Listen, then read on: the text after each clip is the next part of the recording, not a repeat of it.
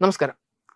Indian motor cycle ചരിത്രത്തിൽ ഒരു പ്രത്യേക സ്ഥാനം അടയാളപ്പെടുത്തിയ മോഡലാണ് ഹീറോ ഹോണ്ടയുടെയും പിന്നീട് ഹീറോ മോട്ടോർ കോർപ്പിന്റെയും കരിസ്മ ആർ. കരിസ്മ എന്ന ബ്രാൻഡ് ഇന്ത്യയിൽ അവതരിപ്പിക്കപ്പെട്ടപ്പോൾ അത് അന്നുവരെ ഇന്ത്യൻ റോഡുകൾ കണ്ടിട്ടില്ലാത്ത ഒരു പുതിയ വിഭാഗം മോട്ടോർ സൈക്കിളുകൾക്ക് ജന്മം നൽകുകയായിരുന്നു.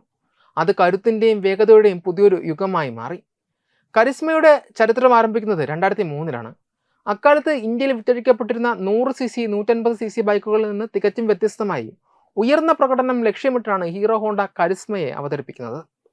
യുവതലമുറയെയും ബൈക്ക് പ്രേമികളെയും ഒരുപോലെ ആകർഷിക്കുന്ന ഒരു സ്പോർട്സ് ടൂറർ എന്ന നിലയിലായിരുന്നു അതിൻ്റെ സ്ഥാനം. 223cc air cooled single cylinder എഞ്ചിനുമായി എത്തിയ കരിസ്മ 17 bhp പവറും 18 Nm ടോർക്കും ഉൽപ്പാദിപ്പിച്ചു. അത് അന്നത്തെ സാഹചര്യത്തിൽ ശ്രദ്ധേയമായ പ്രകടനമായിരുന്നു. കരിസ്മയുടെ സൗന്ദര്യമുള്ള ഫെയറിങ്ങും മികച്ച റൈഡിംഗ് പൊസിഷനും ഹോണ്ടയുടെ എഞ്ചിനീയറിംഗ് മികവും ഇതിന് വലിയ ജനപ്രീതി നേടിക്കൊടുത്തു. ഒരു പ്രീമിയം ബൈക്ക് എന്ന പ്രതിച്ഛായയും കരിസ്മയ്ക്ക് സ്വന്തമായിരുന്നു.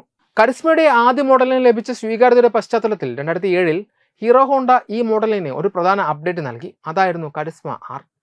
കരിസ്മയുടെ അടിസ്ഥാന രൂപകൽപ്പനയും എഞ്ചിനും നിലനിർത്തിക്കൊണ്ട് തന്നെ ചില സൗന്ദര്യപരമായ മാറ്റങ്ങളും പ്രകടനത്തിലെ നേരിയ പരിഷ്കരണങ്ങളുമാണ് ആർ മോഡലിൽ വരുത്തിയത്.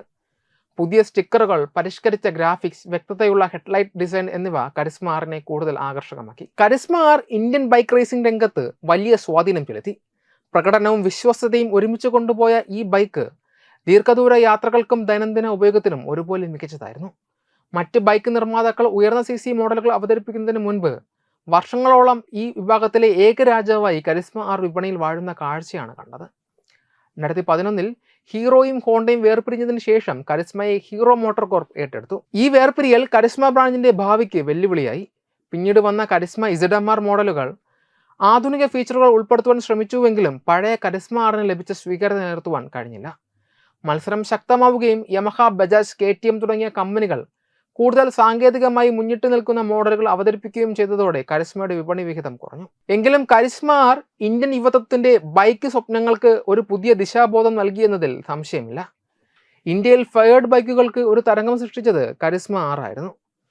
കുറഞ്ഞ മെയിൻ്റനൻസ് ചെലവും ഹോണ്ടയുടെ ശക്തമായ എഞ്ചിൻ ടെക്നോളജിയും ഇതിനെ ഒരു ഐതിഹാസിക മോഡലാക്കി മാറ്റി. ഒരു തലമുറയുടെ റൈഡിംഗ് അനുഭവങ്ങളിൽ ഒഴിച്ചുകൂടാനാവാത്ത സാന്നിധ്യമായിരുന്നു കരിസ്മ ആർ. കരിസ്മ ആർ പിന്നീട് വിപണിയിൽ നിന്ന് പിൻവലിക്കപ്പെട്ടുവെങ്കിലും 2023-ൽ കരിസ്മ XMR എന്ന പുതിയ അവതാരത്തിലൂടെ ഹീറോ മോട്ടോർ കോർപ്പ് ഈ പ്രിയങ്കരമായ ബ്രാൻഡിനെ തിരികെ കൊണ്ടുവന്നു. എങ്കിലും കരിസ്മ ആർ ഇന്നും ഇന്ത്യൻ റോഡുകളിൽ തല ഉയർത്തി തന്നെ ഓടുകയാണ്. അതോടൊപ്പം തന്നെ ഇന്ത്യൻ മോട്ടോർ സൈക്കിൾ ചരിത്രത്തിലെ ആദ്യത്തെ യഥാർത്ഥ സ്പോർട്സ് ടൂറർ എന്ന പദവി അത് നിലനിർത്തുകയും ചെയ്യുന്നു. Web desk Tathvamayi TV.